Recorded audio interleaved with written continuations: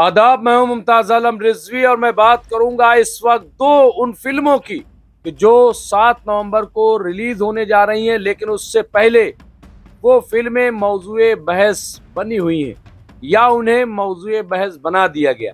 एक फिल्म है हक और दूसरी फिल्म है ताजमहल।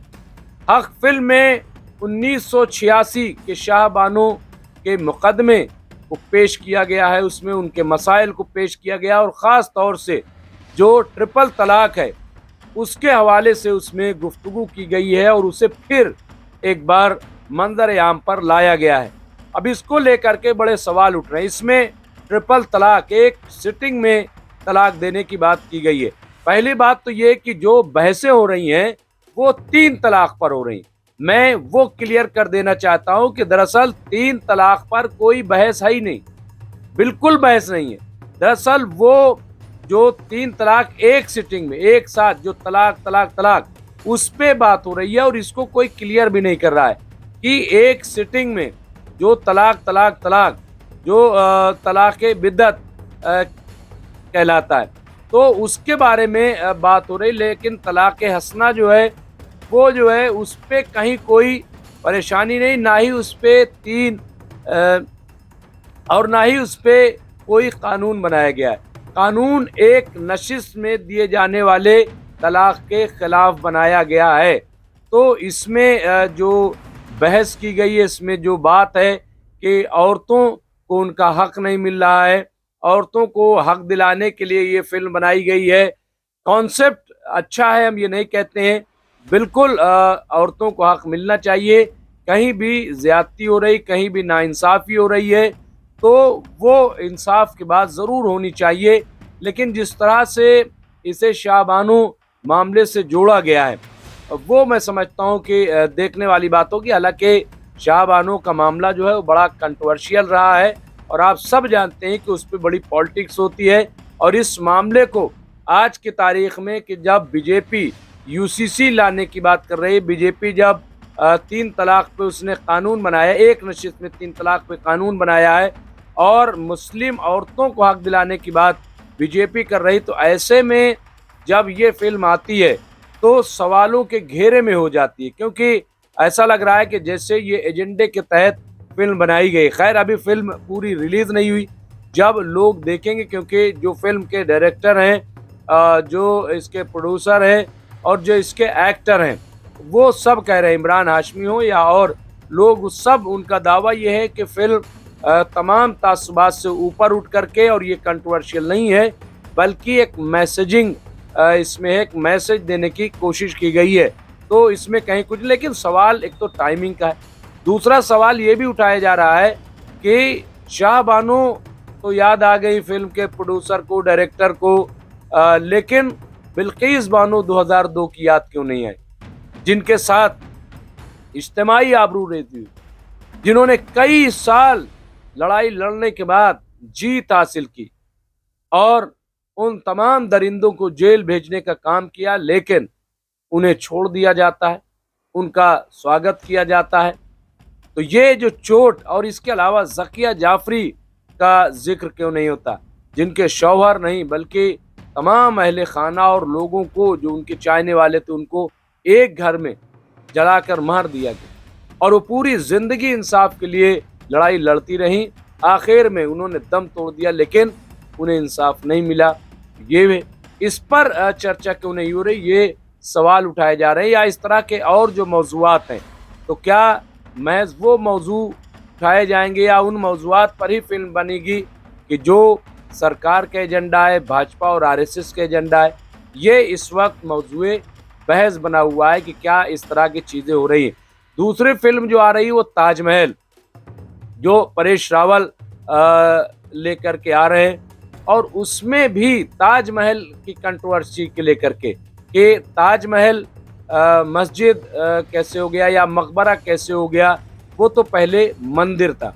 इस तरह के मामलात, इस तरह के दावे कोर्ट में भी गए थे, जहां से फटकार लगी, फिर वापस चले आए, लेकिन अभी भी ताजमहल को मंदिर ही बताया जा रहा है कि वो मंदिर है। और फिर इस फिल्म में गुंबद जो है वो दिखाया गया और न जाने कैसे कैसे। और इसमें एक डायलॉग आता है ख़ास तौर से शाहजहाँ के लिए कि शाहजहाँ तो जो अभी ट्रेलर चल रहा है, मैं उसकी बात कर रहा हूँ, भाई पूरी फिल्म सामने नहीं आई है। उसमें शाहजहाँ को कहा गया, उनका मजाक उड़ाया गया कि शाहजहाँ मंदिर कैसे बनवाते, वो तो मंदिर तुड़वाने वालों में थे, ये कहना। और शाहजहाँ का जो गोल्डन पीरियड कहा जाता है, ख़ास तौर से जहाँ पे तामीराती काम बहुत ज़्यादा हुए हैं, और ताजमहल पूरी दुनिया का शाहकार है, अजूबा में शामिल है। लेकिन इसके बावजूद शाहजहाँ को कटघरे में खड़ा किया गया। उन पे सवाल, वो शाहजहाँ के जिनके बेटे औरंगज़ेब ने उन्हें कैद कर दिया था महज इन्हीं तमाम तामीरात की बुनियाद पे।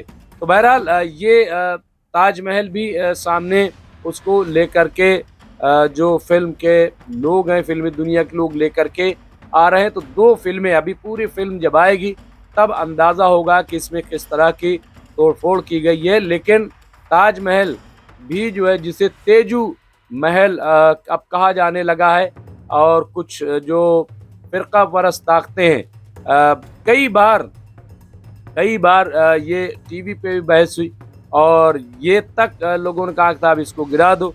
अब दुनिया में आवाज़ उठ रही कि साहब इसको अगर आप गिरा देंगे तो इससे ज़्यादा बेवकूफ़ी कुछ होगी नहीं। इसके अलावा जब मुग़लों पे बात आती है तो फिर ये भी कहा जाता है कि मुग़ल तो दे के गए, मुग़ल आए, यहीं बसे, यहीं मरे, यहीं दफन हुए, और यहीं पे तमाम तामीरात जो है शाहकार वो छोड़ कर के गए। तो ये एक बहस, चूँकि इस वक्त मुल्क का माहौल ऐसा हो गया है कि सिवाय नफ़रती बातों के, सिवाय हिंदू मुस्लिम के, और जो मसाइल हैं उस पे बात ही नहीं हो रही। जो बड़े-बड़े इश्यूज़ हैं उस पे बात नहीं हो रही है। और ये फ़िल्में भी, अभी आप देखिए कि इससे पहले जिस तरह की फ़िल्में आप सब जानते हैं कि द कश्मीर फाइल हो या अभी बंगाल फाइल हो, इससे पहले 72 उन्हें जो केरला में बनी थी वो फिल्म हो, या और इस तरह की कंट्रोवर्शियल, हालांकि ये पहला मौका नहीं, इससे पहले भी।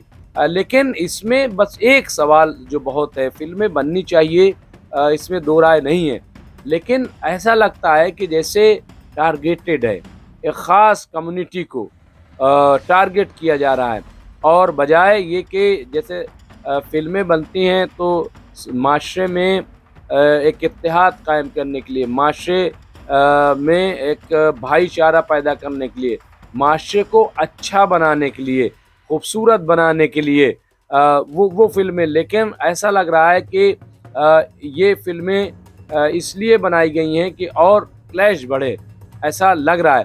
हालांकि 3 तलाक का देखिए जब मसला आता है, मैं बात कर रहा हूँ हक फिल्म की, तो अगर वो गलत, जैसे सरकार और तमाम लोगों ने कहा, तो उस पर अब कानून बन गया, वो मसला ही हल हो गया, अब तो कोई उस पर बात ही नहीं हो रही है। हाँ, तो इसको लाने की क्या ज़रूरत थी। लेकिन ऐसा लग रहा है कि इसमें कांग्रेस के दौर में चूँकि ये हुआ था, और all India Muslim personal law board के प्रोटेस्ट के बाद जिस तरह से सुप्रीम कोर्ट के कानून को एक बिल ला करके पार्लियामेंट में बदला, तो उस वक्त कांग्रेस सरकार थी राजीव गांधी की, तो शायद इसलिए भी ये, और नए नए राजीव गांधी आए थे, प्रोटेस्ट हो रहा था और पहले बातें सुनी जाती थी। अब ये पर्सनल लॉ को टारगेट किया जा रहा है कि ये जो ये क्यों दो कानून है, यानी मुसलमानों के लिए अलग कानून क्यों है, शरिया कानून क्यों है, जो देश का कानून है वो कानून क्यों नहीं। दरअसल असल मुद्दा ये है कि देश जो है वो शरीयत से नहीं चलेगा, शरिया कानून से नहीं चलेगा, जबकि ऐसा हरगिज़ नहीं है। तमाम जो क्रिमिनल लॉज हैं, वो आप देखिए, सिविल में थोड़े से कुछ अगर छोड़ दीजिए, जो शादी ब्याह और ये जो मजहबी मामलात, बाकी तमाम जो है वो आप देखिए मुसलमान उसे मानते हैं। कोई ऐसा नहीं है कि वो शरीयत, अच्छा फिर सिर्फ मजहबी मामला मुसलमानों को तो नहीं है, सिर्फ पर्सनल लॉ मुसलमानों को तो नहीं है, तमाम जितने यहाँ मज़ाहिब हैं सब के अपने अपने पर्सनल लॉज हैं, लेकिन फोकस मुसलमानों को किया जा रहा है, टारगेट मुसलमानों के किया जा रहा है कि साहब ये अलग इनका कानून है। जबकि आज की तारीख में आप जा कर के पता कर लीजिए कि ये सिविल लॉज जो है वो इम्प्लीमेंट होता है, मुस्लिम औरतों को भी उसी तरीके से अदालत हक देती है और सुनवाई करती है कि जो दूसरी औरतों को जिस तरह से होता है। तो कहीं कहीं शरिया जो है वो नाफिज होता है, लेकिन आप ये देखिए ना कि उसके खिलाफ जाने वाले कौन हैं? वही मुसलमान हैं।